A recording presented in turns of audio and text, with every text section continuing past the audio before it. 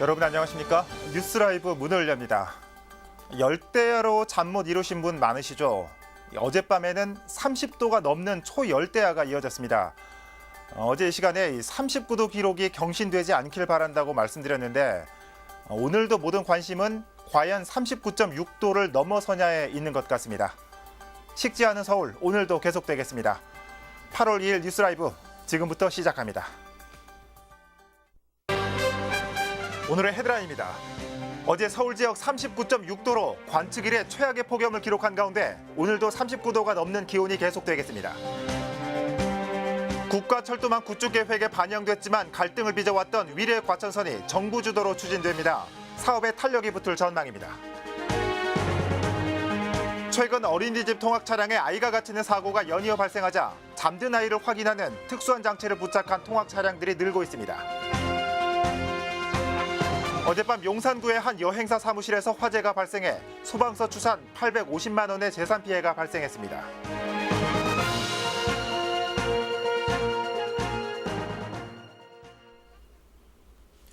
위례 과천선은 2년 전 국가철도망 구축 계획에 신규 광역철도 사업으로 반영됐습니다. 그런데 사업 추진 주체를 놓고 국토부와 서울시가 대립하면서 사실상 표류하고 있습니다. 최근 국토부가 사업을 국가 시행으로 추진하기로 방침을 정했습니다. 첫 소식 지혁배 기자입니다.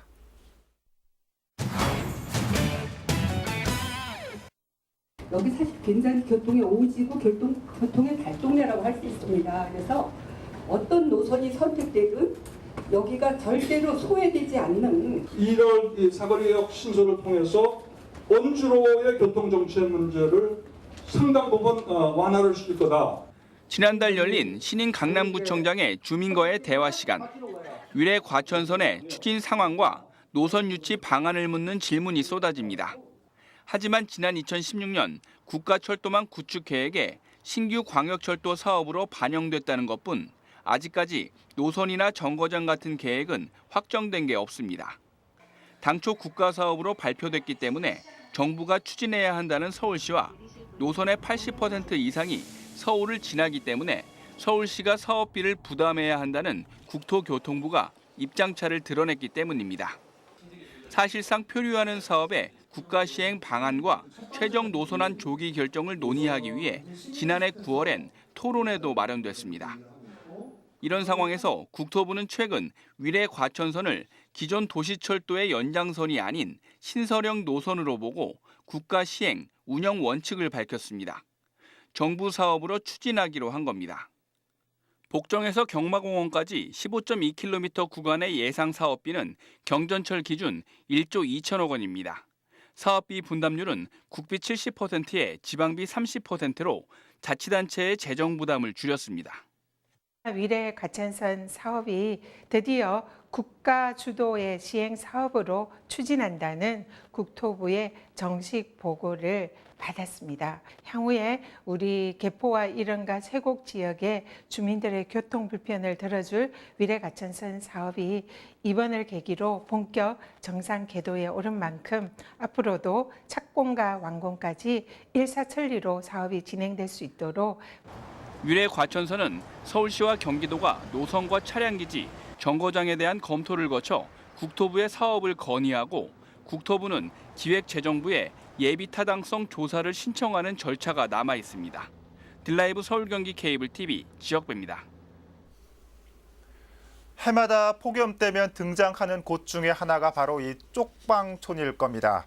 한평 남짓한 곳에서 무더위와 사투를 벌이는 쪽방촌 주민들은 때마다 찾아오는 취재진 때문에 또 다른 고통을 호소하고 있다고 합니다. 이재용 기자가 그 속사정을 들어봤습니다. 지난해 12월 용산구 쪽방촌에서 기자가 폭행을 당하는 사건이 발생했습니다. 겨울철 한파를 배경으로 쪽방촌의 애완 등을 취재하던 김모 씨가 주민들의 동의를 충분히 구하지 않았다는 게 그 이유입니다. 피고인이 된 쪽방민은 폭행을 저지른 것에 대해선 잘못을 인정하면서도 당시 상황에 대해 아쉬움을 표했습니다. 쪽방이라고 사람들을 좀 굉장히 무시하는 그런 생각을 가지고 취재를 왔는지 아무 얘기도 없이 촬영을 할 것 같으면 여기 사는 사람들한테 양해를 구하고 해야지. 쪽방민들은 언론사의 배려 없는 취재가 하루 이틀이 아니라고 말합니다. 내 살고 있는 거기 건물에 거기 와 사진도 많이 찍고 뭐 제일 처음에 부터 먼저 와가지고 막 그거 하고 이래서 싫어하는 사람 많아.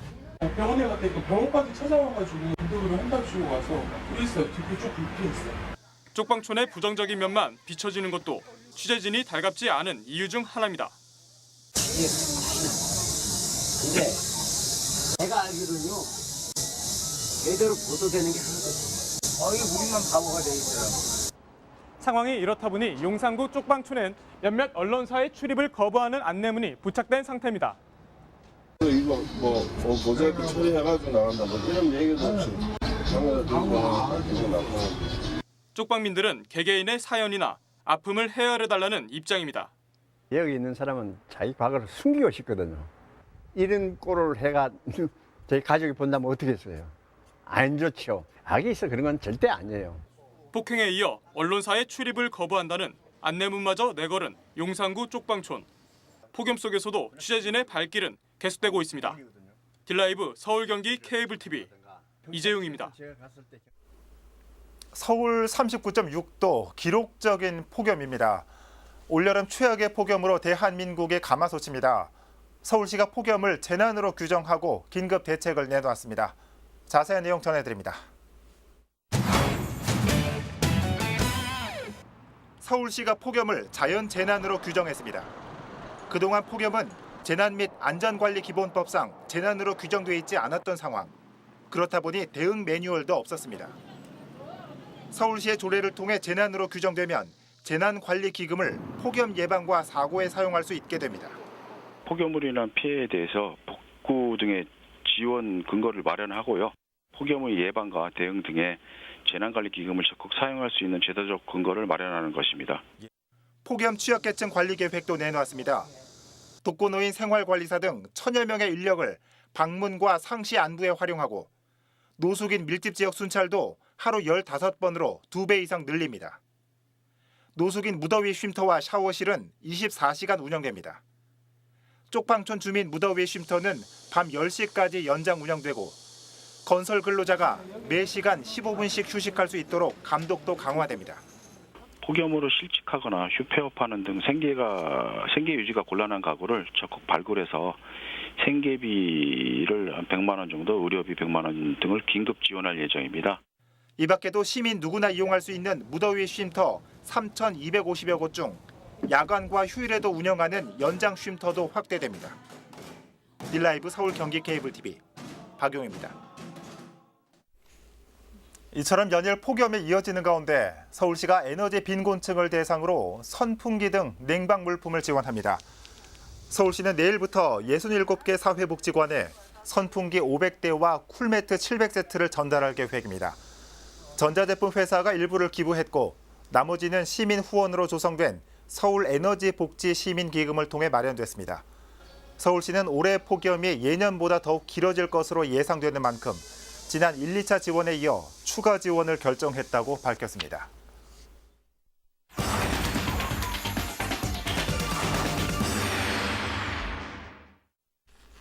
기록을 갈아치운 올여름 폭염 때문에 대한민국이 비상입니다. 더위를 피해서 멀리 가기도 쉽지 않은 상황에서 동네에 마련된 작은 물놀이장, 아이들에게 요즘 인기라고 합니다. 서대문구에 마련된 미니 수영장에 저희 취재 기자가 나가 있는데 현장 모습 살펴보시죠. 오신영 기자. 네, 저는 서대문구 홍은 1동에 나와 있습니다. 네. 아침부터 30도가 넘는 기온이라서 아이들이 있을까 걱정했는데 아이들이 꽤 있는 것 같습니다. 먼저 그곳 설명 먼저 해주시죠. 네, 연일 계속되는 무더위 속에서 아이들이 제 옆에서 이렇게 재밌게 놀고 있는 모습 보실 수가 있을 겁니다. 예. 네, 제가 서 있는 이곳 홍은 1동 미니 수영장은요, 지난 3년 전 주민 아이디어 사업으로 처음 시작이 됐는데요. 홍은 1동 주민자치위원회 주관으로 이제 서대문구청에 190여만 원을 지원받아 이곳에 수영장 임시 풀을 설치한 겁니다. 이처럼 물 높이는 허벅지 정도로 얕은 임시풀이지만 차로 물놀이를 위해서 멀리 이동해야 하는 수고에 비하면 동네에서 쉽게 물놀이를 즐길 수 있다는 장점이 있는데요. 그래서 이제 동네 아이들에게는 이곳이 어느덧 동네 명소가 됐습니다. 오늘도 폭염이 이어지긴 하지만 이 화면 보니까 그늘막도 설치돼 있고 굉장히 좀 아늑한 분위기도 느껴지는 것 같습니다. 그런데 오 기자, 이 소규모로 운영하다 보니까 자칫 안전에 소홀하지 않을까 하는 걱정도 되는데 어떻습니까? 대책은 있습니까? 네, 그렇습니다. 이곳 임시풀 이용 대상이 초등학생 이하 아이들이기 때문에 안전에 대한 우려도 제기가 될 수 있는데요. 하지만 제 주변에는 안전 요원들이 곳곳에 배치가 됐습니다. 주민자치위원 그리고 대학생 아르바이트생으로 구성된 안전 요원들입니다. 또 수영장의 물이 좀 관리가 잘 안 되는 것 아니냐라고 걱정하시는 분도 있을 것 같은데요. 그 점도 걱정하지는 않으셔도 될 것 같습니다. 홍은 일동에서는 서대문구청과 협의를 통해서 수도를 끌어서 이곳 임시풀의 물로 사용을 하고 있습니다. 또 물도 이틀에 한 번꼴로 교체를 한다고 하니까요. 안전에 대해서는 걱정하지 않으시고 이곳을 이용하셔도 좋을 것 같습니다. 그렇군요. 자, 오 기자, 이 미니 수영장은 언제까지 이용할 수 있는 겁니까? 네, 이곳 미니 수영장은 지난달 25일에 처음 문을 열었습니다. 오는 10일까지 운영이 계속되는데요. 하지만 여기서 또 눈에 띄는 거는 바로 이용 요금입니다. 100원부터 자율적으로 이용 비용을 내면 되기 때문에 저렴하게 수영장을 이용할 수 있다는 장점입니다. 또 수영장 주변으로는 아까 박용 앵커가 말한 것처럼 그늘에서 쉴 수 있는 쉼터도 마련되어 있기 때문에 휴가철을 맞아서 휴가 계획 세우지 못한 분들도 아이들에게는 놀이 공간으로 또 어른들에게는 폭염 쉼터로 이용하면 좋을 것 같습니다. 지금까지 서대문구 홍은 일동에서 전해드렸습니다. 오신영 기자 잘 들었습니다. 폭염이 계속될수록 물놀이하는 아이들은 반대로 더 시원해하는 것 같습니다. 서대문구의 미니 수영장 연결해봤습니다.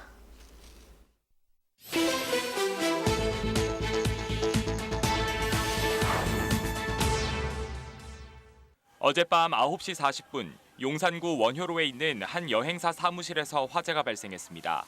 화재로 인한 인명피해는 없었고 사무실 일부와 집기류 등이 불에 타 소방서 추산 850만 원의 재산 피해가 발생했습니다.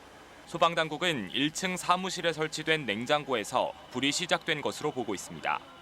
오늘 새벽 0시 42분 서대문구에 있는 구세군 두리홈에서 불이 났습니다.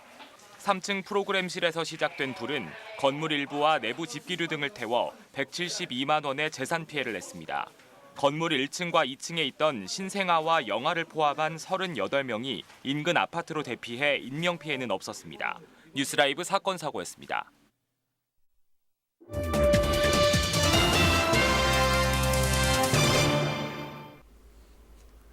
최근 어린이집 통학 차량에 아이를 두고 내리면서 아이가 차량에 갇히는 안전사고가 연이어 발생했죠. 중구에서는 이런 안전사고를 방지하기 위해 지역 내 어린이집 통학 차량에 잠자는 아이가 남아있는지 없는지를 확인하는 장치를 도입했습니다. 진기훈 기자가 보도합니다. 통학 차량에서 아이들이 선생님들의 손을 잡고 하나둘 내립니다. 아이들이 등원을 마치고 운전기사 황충근 씨는 혹시 남아있는 아이가 없는지 살피고는 차량 뒤쪽에 설치된 파란 벨을 누릅니다. 이른바 슬리핑 차일드 체크 시스템으로 시동을 끄고 40초 이내에 파란 벨을 누르지 않으면 경보음이 울리는 방식입니다. 통학 차량에 아이를 두고 내려 아이가 갇히는 일이 없도록 하는 겁니다. 평소에도 이거 확인을 했는데 이거 안전벨을 달고 나서 좀 더 아이들이 안전하게 확인이 되니까 안전할 수가 있다고 볼 수 있겠습니다. 벨이 울리니까 소리가 계속 나니까 안 넣을 수가 없으니까 뒤에 꼭 확인을 해야 되겠죠. 점검 이후에도 혹시나 발견되지 않은 아이들이 차에 갇혀 있을 경우를 대비해서 이렇게 아이들이 누를 수 있도록 또 하나의 비상벨이 마련돼 있습니다. 중구는 지역 내 통학 차량을 운행하는 어린이집 4곳을 대상으로 슬리핑 차일드 체크 시스템을 도입했습니다. 연일 이어지는 폭염 속에 최근 잇따른 통학 차량 어린이 방치 사고로 학부모들의 불안이 커진 상황. 매일 200여 명의 아이들이 어린이집 통학버스를 이용하는 만큼 아이들의 안전을 강화하고 학부모들의 걱정을 덜겠다는 겁니다. 어린이집 안전사고가 많이 일어나는데 한 번은 더 체크하게 되고 저희가 안전에 대해서 한 번쯤은 더 서로 민감하게 생각할 수 있는 부분을 기대할 수 있는 것 같습니다. 아무래도 그냥 그게 있음으로 인해서 다시는 그런 일이 발생하지 않을 수 있는 미연의 방지가 되겠죠. 이건 꼭 필요한 제도라고 생각을 해요. 군은 이번 체크 시스템 부착을 계기로 불시 점검을 실시하는 등 어린이집 통학 차량 관리에 대한 지도 점검을 강화한다는 방침입니다. 딜라이브 서울 경기 케이블 TV 진기훈입니다. 본격적인 휴가철에 접어들면서 휴가 계획 세우신 분들 많으시죠? 산이고 바다고 멀리 떠나는 것도 좋지만 이번 휴가는 가까운 박물관에서 무더위를 피해보는 건 어떨까요? 송파구에서 지역에 흩어진 박물관들을 둘러볼 수 있는 투어 프로젝트가 시작됐습니다. 어떤 내용인지 태윤영 기자가 취재했습니다.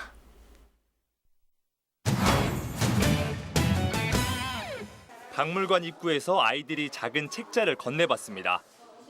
책자에 적힌 대로 하나둘 전시관으로 발걸음을 옮긴 아이들. 얼굴만한 자석을 들고 뗐다 붙였다 순서대로 유적 발굴 과정을 익혀봅니다. 옹기종기 모여 책자에 유물 스티커도 붙여보며 생소하기만 했던 고대 유적에 한 발짝 다가갑니다. 그렇게 찾기 어려운 걸 찾은 게 좀 신기했어요. 같은 걸 이렇게 하면 안 될 것 같은데 그게 되니까 신기해서.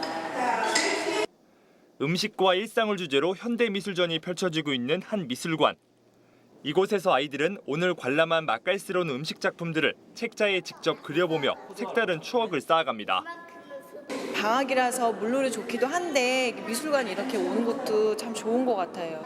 지역의 전시관을 돌며 다양한 체험 활동을 즐길 수 있는 송파구의 박물관 나들이 프로젝트가 시작됐습니다. 이렇게 투어 프로젝트에 참여한 미술 박물관은 모두 8곳. 현대미술전과 사진전 등 그 주제도 다양합니다. 특히 전시장마다 마련된 각종 체험 활동을 통해 감수성을 기를 수 있고 스탬프 투어 형식으로 진행돼 자신만의 관람 일지를 완성할 수도 있습니다. 각 박물관마다 전시 주제가 있는데 감상의 폭을 넓힐 수 있도록 이렇게 만들어졌습니다. 그리고 또 그 책의 내용에는 이제 박물관을 찾아가실 때 어려움이 있으실까봐 박물관의 위치나 운영 시간 그리고 전시 부문이나 작가분들에 대한 설명을 뜨거운 태양을 피해 시원한 도심 휴가를 즐길 수 있는 이번 투어 프로젝트는 오는 26일까지 계속됩니다. 딜라이브 서울 경기 케이블 TV 태인영입니다. 이처럼 방학을 맞아 아이들을 위한 다양한 프로그램이 운영 중입니다. 금천구에서는 청소년 과학 경제 캠프가 마련됐습니다. 현장에서 만난 아이들은 최근 미세먼지나 폭염을 경험해서인지 환경에 대한 관심이 유독 높았습니다. 엄정교 기자입니다. 아이들이 과학 캠프를 통해 디자인한 자동차입니다. 실제 기능은 없지만 태양광 패널과 풍력 발전이 더해진 친환경 모델입니다. 태양열 판이 있고 두 번째는 풍력 판이 있고 지금 태양열 판이 이제 태양이 없을 때는 풍력을 이용하고 일상에서 미세먼지를 경험한 아이들은 차량에 이를 걸러낼 대형 필터를 달고 정글 탐험이 꿈이 나 있는 화석 연료가 아닌 동물의 배설물로 움직이는 바이오 연료 자동차를 만들었습니다. 아프리카에서 추출한 바이오 연료로 가는 차인데 여기 한국에는 별로 바이오 차가 없잖아요. 그래서 그 문화를 담아서 바이오 차를 이렇게 생각하게 됐습니다. 과학과 함께 경제 캠프라는 이름이 붙은 만큼 자동차의 재료를 모으는 방법도 독특합니다. 조를 이뤄 퀴즈와 체험 등의 미션을 수행해 코인을 얻고 코인을 이용해 필요한 부품을 구입하는 방식입니다. 캠프에는 이러한 과정 외에도 4차 산업혁명의 이해를 돕는 강연과 로봇 댄스 등의 공연도 함께 마련됐습니다. 태양열을 이용한 나름대로의 그 자동차 이런 걸 보면서 아이들이 이제 기발한 아이디어가 많구나 이런 생각을 하게 됐습니다. 어린 청소년들이 이런 과학에 대해서 생활상의 경험을 하고 그런 과정을 통해서 우리 미래의 꿈을 키워나가는데 생각이 있어서 이렇게 준비했습니다. 캠프에 참여한 70여 명의 금천 과학 꿈나무들. 이틀의 캠프는 아이들이 과학적 상상력을 펼치고 또 경제활동도 체험해볼 수 있는 의미 있는 시간이었습니다. 딜라이브 서울 경기 케이블 TV 엄중규입니다. 휴가를 떠나지 않아도 집 근처에서 물놀이를 즐길 수 있는 성북 문화 바캉스가 열립니다. 올해로 4회째를 맞은 성북 문화 바캉스는 학교 운동장에 대형 수영장을 설치해 무료 개방하는 행사입니다. 내일과 모레는 숭례초등학교에서 열리며 10일부터 11일에는 숭덕초등학교 운동장에 수영장이 설치될 예정입니다. 학교 운동장에는 풀장 2개와 슬라이드가 설치되고 지역 주민들이 준비한 먹거리 부스도 운영됩니다. 문화 행사는 오전 9시부터 진행되며 수영장은 오전 10시부터 오후 5시 30분까지 이용 가능합니다. 송파구가 오는 10월 12일부터 3일간 열리는 한성백제 문화제를 앞두고 사이버 홍보단을 모집합니다. 사이버 홍보단은 한성백제 문화제를 전후해 관련된 콘텐츠를 포털 사이트나 SNS상에 게재하는 일을 하며 활동 실적에 따라 최대 10시간의 봉사 시간을 인정받을 수 있습니다. 한성백제 문화제에 관심 있는 사람이라면 누구나 신청할 수 있고 모집과 활동 기간은 오는 10월 21일까지입니다. 신청은 한성백제 문화제 공식 홈페이지나 송파구청 홈페이지를 통해 가능합니다. 구로구 오류보건지소가 개소식을 열고 이달부터 정식 운영에 들어갔습니다. 오류이동주민센터 인근에 지상 3층 규모로 들어선 보건지소에는 대사증후군과 만성질환을 관리하는 만성질환관리센터를 비롯해 운동과 영양교육실, 다목적실 등이 마련됐습니다. 보건지소는 만성질환 무료 검진과 상담, 치매 조기 검진을 비롯해 출산교실과 마을 건강상담 등 다양한 건강 프로그램이 운영될 예정입니다.